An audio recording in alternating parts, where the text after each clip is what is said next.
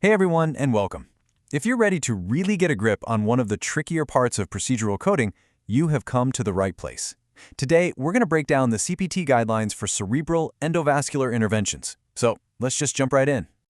Our whole goal here is to take these really complex guidelines and make them super clear. Turn them into knowledge you can actually use the very next time an operative report like this lands on your desk. Okay, first things first. Before we even think about picking a code, we have to get the basics down. Think of this as learning the geography of the brain, but from a coder's point of view. We've got to know where the procedure happened before we can even begin to code what happened. And the most important piece of that geography is this idea of a vascular territory. Honestly, the easiest way to think about it is like circulatory neighborhoods, or different zones inside the brain's arteries. CPT has carved up the intracranial arteries into these specific territories just for coding, and you absolutely have to know them. It's non-negotiable. And here they are. The good news is there are only 3 you need to burn into your memory: the right carotid circulation, the left carotid circulation, and the vertebrobasilar circulation. Every single intervention we're going to talk about today happens in one, or maybe more, of these 3 territories. They are the absolute foundation for getting the coding right. So now we know where we are. Let's talk about what exactly we're coding. It is so important to understand that the main procedure codes we're about to look at are basically package deals. They bundle a whole bunch of services together, and knowing what's inside that bundle is the key to not messing up the billing. And trust me, a lot is included in that package. We're talking everything from the selective catheter placement, the diagnostic angiography that happens in that territory, all the radiology supervision, and even closing up the artery at the very end. It's all wrapped up into one primary code. The big takeaway here is you do not report these things separately. All right, now that we have that foundation set, let's go ahead and open up our Coder's Toolkit and take a look at the actual CPT codes you'll be using for these really intricate procedures. First up is code 61645. This is your go-to, your workhorse code for endovascular revascularization. That's just a fancy way of saying the doctor is getting the blood flowing again where there's a clot or a blockage. And get this, it doesn't matter how they do it. Could be a mechanical thrombectomy, could be using clot-busting drugs. If the goal is revascularization, this is your code. Just remember, you report it once per vascular territory they treat.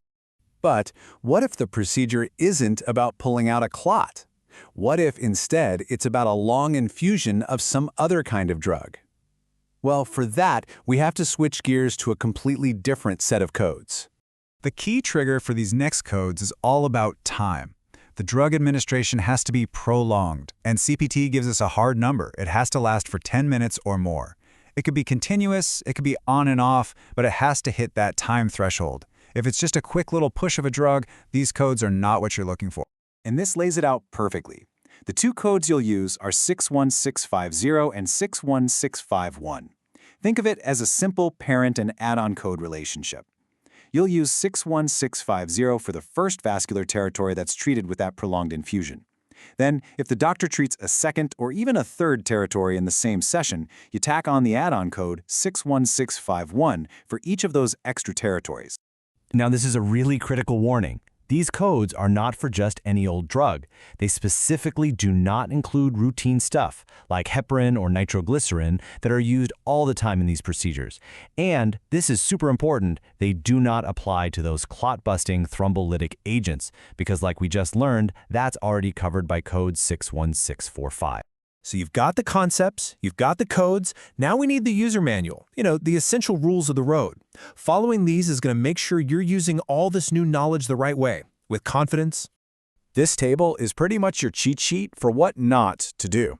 That first row shows that you can't report our main intervention codes with that whole list of diagnostic or other thrombectomy codes if it's in the same territory. And that second row makes it totally clear. You can't report the revascularization code 61645 with the prolonged infusion codes 61650 or 61651 in the same vascular area. It just doesn't work. They describe different things. So this brings up a really good question. I know we said earlier that diagnostic angiography is bundled in, but is that always true? Is there ever a time you can report it separately? And the answer is yes, you absolutely can. But, and this is a big but, here's the crucial exception, it has to be done in a vascular territory that is not being treated with an intervention. That bundling rule only counts for the neighborhood where all the work is being done. This quote right from the CPT guidelines gives us the perfect real-world example. Let's say the doctor does a thrombectomy in the right carotid circulation, but they also perform diagnostic angiography on the left carotid and the vertebrobasilar circulations just to see what's going on there. Well, that diagnostic work can be reported separately. Okay, wow, we have covered a lot of ground. Let's take a minute and boil all of this down to the most important takeaways, the things you really need to lock in before you go and tackle your next coding scenario. Here it is in a nutshell. 1. Always, always, always identify the vascular territory first. It's step 1. 2. Remember that diagnostic angiography is part of the package deal, but only in the treated territory. 3. Know the difference between revascularization with 61645 and a prolonged infusion with 61650 and 61651. 4. Use 61650 for the first territory and 61651 for any other ones. And finally, number 5, always double-check those exclusion rules before you say you're done. So, I'll just leave you with this one question to think about.